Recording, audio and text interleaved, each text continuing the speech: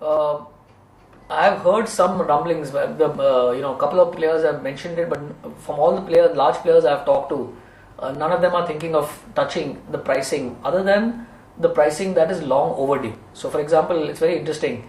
When I look at person-to-person voice call rates, when we started in India in 2001, it was roughly about 24 rupees a minute.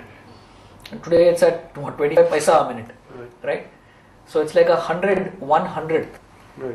When we started in 2001, our voice portal was charging at 6 rupees a minute. Today, we are at a cost somewhere between 3 and 6 rupees a minute. So VAS pricing over the same period of time, 9 years, has barely moved. So it is actually long overdue for a pricing correction, and we are anticipating and we are actually looking forward to it. Because I believe that if you want to, today for example on RBT and voice portal and all that, we have on average roughly about say 25% penetration. So if we do this pricing, what I call as a correction, which is natural, expected, and we are factoring that into all our plans and all the rest of it, we believe that 25% penetration can go to 50%. And this is when I believe VAS is actually going to become mainstream. The boundary between what we call as VAS today and what is called as telecom services, I believe in 5 to 10 years, more like 5 years in India, is going to blur and disappear. So in fact, the other thing is also is very interesting thing is that couple of large telcos are actually asking us, you've got a hell of a lot of VAS infrastructure and technology in place deployed in our core networks. Why can't you use that to help our core business? So we're actually working with people on that to do advanced voice features in terms of call conferencing, in terms of, like I said, this mobile social networking, which makes the person-to-person communication a bit richer.